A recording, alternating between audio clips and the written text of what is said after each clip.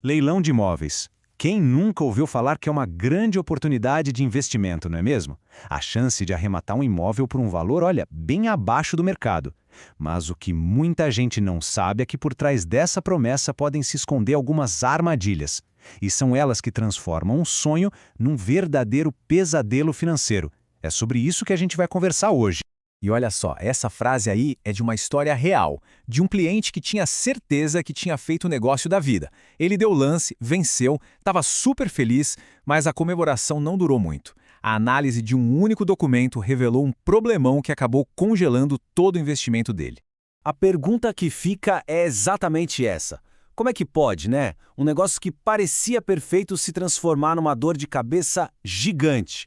A resposta e o segredo para evitar esse tipo de situação está toda num documento chamado Matrícula do Imóvel.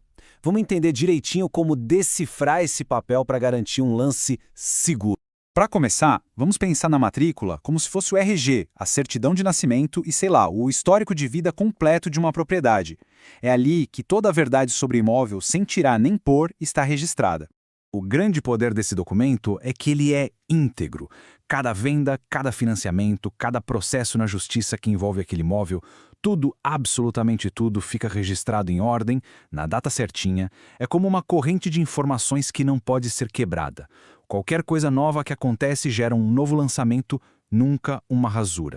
E dentro da matrícula, basicamente existem dois atos principais. O registro, que a gente identifica pela letra R, e a averbação, com AV para simplificar. O registro é o que muda o dono. Pensa numa compra e venda. Já a averbação só atualiza alguma informação. Por exemplo, foi construída uma casa no terreno. Ou, o mais importante para a gente aqui, foi registrada uma dívida ligada àquele imóvel. Ok, agora que a gente já entendeu a estrutura, vamos aprender a identificar os monstros que podem estar escondidos nessa história do imóvel. São os chamados gravames, que nada mais são do que restrições legais que pesam sobre a propriedade. Aqui estão os 4 mais comuns e, digamos, mais perigosos. A penhora, que reserva o bem para pagar uma dívida. A indisponibilidade, que congela o imóvel de vez. A hipoteca, que o coloca como garantia de um empréstimo. E o usufruto, bom, o usufruto é um caso bem especial que a gente já vai ver. A penhora é figurinha carimbada em imóveis de leilão. A boa notícia é que no leilão judicial, o próprio juiz que ordenou a venda pode dar uma ordem para cancelar essas penhoras. O ponto de atenção aqui é o seguinte: a responsabilidade de pedir essa limpeza na matrícula é de quem arremata. Agora, a indisponibilidade é mais séria. Ela impede qualquer tipo de transferência. Lembra daquele caso que eu contei no início? Foi exatamente isso que aconteceu. O dinheiro do arremate fica preso e o imóvel não pode ser passado para o nome do novo dono até essa ordem judicial cair. E isso, gente, pode levar meses. E chegamos a um dos riscos mais traiçoeiros, o usufruto. Imagina a cena. A pessoa compra um apartamento, paga por ele, mas não pode nem morar nem alugar. Com o usufruto, se adquire o que o direito chama de nua propriedade, mas o direito de usar e de receber os aluguéis, por exemplo, pertence a outra pessoa, e muitas vezes por toda a vida dela. Complicado, né? Mas as armadilhas não acabam nos gravames, não. Existem outras anotações na matrícula que podem complicar e muito o investimento. Vamos dar uma olhada em duas que são bem comuns.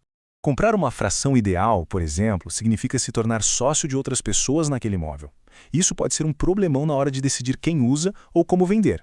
Já uma ação judicial anotada na matrícula é como um sinal amarelo piscando. Indica que tem um processo rolando que, lá na frente, pode virar uma penhora. É um alerta de risco futuro. Ignorar todos esses sinais pode ter consequências bem severas. E não estamos falando só de atrasos, não.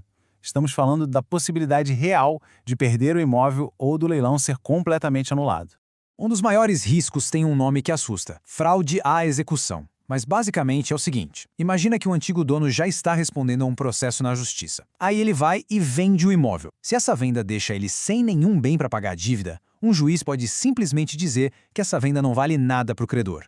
A lógica é a seguinte: o processo contra o vendedor já existia. Ele vende o imóvel para não ter como pagar o que deve. Mesmo que o comprador tivesse de boa fé, se a informação sobre o processo era pública, se podia ser contada em certidões, por exemplo, a justiça pode desfazer o negócio para proteger quem tinha que receber. O resultado? O comprador perde o bem. E tem mais: o próprio leilão pode ser anulado por falhas no processo. Um preço considerado vil, ou seja, muito baixo, tipo menos da metade do valor de avaliação, a falta de aviso para o devedor ou qualquer erro grave no edital, tudo isso pode fazer com que o leilão seja invalidado. Ufa! Ok, depois de tantos alertas, vamos ao que interessa. Como fazer um investimento seguro e garantir que o negócio seja realmente bom?